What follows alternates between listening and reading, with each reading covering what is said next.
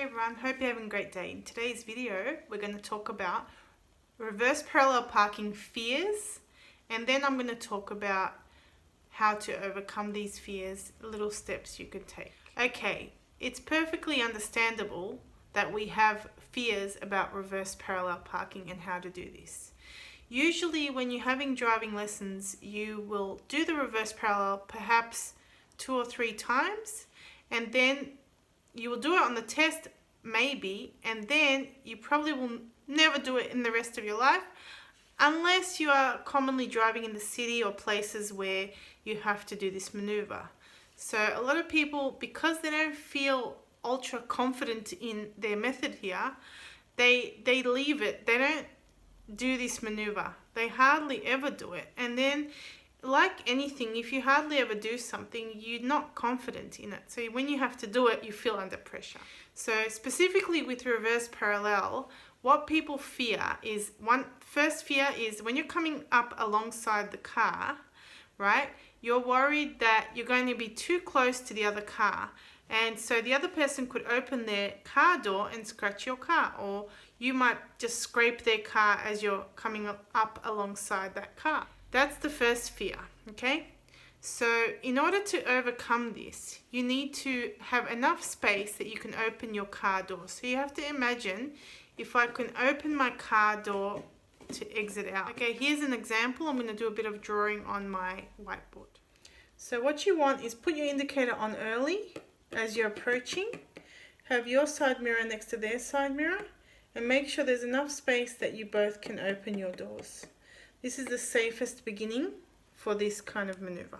Next fear is as you're coming backwards, the issue is, when do I turn my steering wheel so that I don't scrape their car? If you turn your steering wheel too early, the back of your car will scrape the other car or scratch the other car or badly hit the other car. So yeah, that's a fear, and I understand that.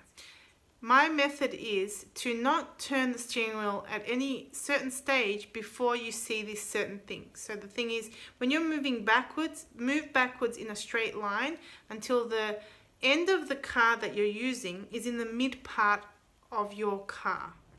Now I'm going to draw that on my whiteboard and I'll show you what I'm talking about here. The next thing you want to have happen, you're going to move yourself back in a straight line with no turning. And you want the back of that car in the middle of your car, okay, like this. If you do that, then you're not going to turn too early and hit this car. Okay, the next fear is, as you're turning the car the other way, is it the front of the car gonna hit the back of the other car? Okay, that's another fear. So as you're coming in, how do you judge this? How do you make this happen? So this is in relation to the second step. If the second step is done correctly, then the third step will be correct also. So now I'm going to put a little drawing in so you can see that as well. Once you've completed that and you've made this nice angle, so now because you did that halfway mark, when you do this, you're going to have a beautiful space here, okay? That's what you're trying to go for. If you didn't do this the prior step, you would have gone and hit here. So you go da, da, da, da, okay? Making that angle, that nice angle, like a wide V letter, okay? And just remember, to the car. So your full lock steer, to the car, to the car, to the left. Then the front of your car will go out. Okay, another fear. As you're coming into the actual space, so you've done all the movements, as you're coming in, again you're worried that the two cars are going to hit each other. Am I going to hit the car in front of me? Am I going to hit the car behind me? So there's all these hitting and scratching fears that you're thinking of. It's just to do with the when and the how. It's the when and the how, that's all it is. So I'm going to put a drawing in now for this. So now, if you've done that correctly, you will go away from the car the other way, okay, to the right. This will bring your car inward. So if all those steps are correct, there will be the right amount of distance on this side here, okay, and it will bring you straight. This is where you've got to watch it, because you've got to watch. Not to move back too much because you'll hit the back car. Not to move forward too much because you hit the front car. So you got to do really baby step. Like, you know, you want to see the tires and the license plate. But very, very, very, very slowly. When you get here, you want to straighten. The other way, make your car move back in a straight line. Now what you want to be doing is you want to see the tires and the license plate. In that position, you have to really, really, really step with your car very slowly. And then you have to have an estimation of how this is all going. So I'm going to do another drawing now and see if this can help you. So now let's just focus our attentions all here, okay? Can open the car door. End of car to the mid car, to the car, angle, away from the car. So see how much of a nice space you're creating? It's tight, but if you follow these strategies like back, can open the car door, end of the car to the middle of your car, pulling towards the parked car, towards the other way, and then bring it back. So you just, if you know the when, everything else will work out. Okay?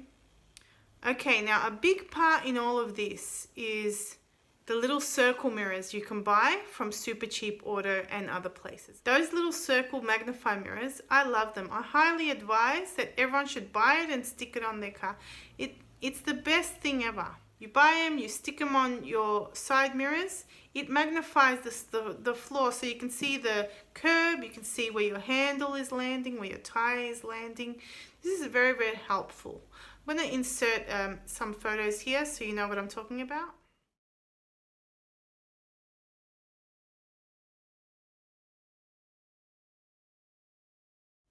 And a huge part of reverse parallel fear is that other people are watching you and you have to get this correct. Otherwise, you think they're going to laugh at you or something like this. And you know, a lot of times there are people watching because they might want to see how you do it. Maybe they don't know how to do it, or who knows why. They just want to see, are you going to be successful or not? So I completely understand all of these fears, you know, and most people feel this, you know. So I just want to reassure everyone that this is the most common thing, that fear of reverse parallel parking. Also myself, before I was a driving school teacher, I hardly ever did reverse parallel. So when I got into this role about 10 years ago, I had to make myself an expert in this. So pretty much I took what my teacher taught me and then what some of the other teachers taught at the driving instruction course, and then I put it all together in my own kind of method. So a good thing you can ask from your friends and family is, can they put their car outside there so you can use it and use their car as a practice car alongside it, you know. And then if you really feel like, nah, I can't do this, some people call me and take a professional lesson just on a particular skill. So you can just brush up on your reverse parallel skill, or the just going on a freeway, or just parking. Sometimes people do that and they call me. If you are scared to try this on your own. So yeah, just reassuring you that this is all normal and everyone has this kind of fear.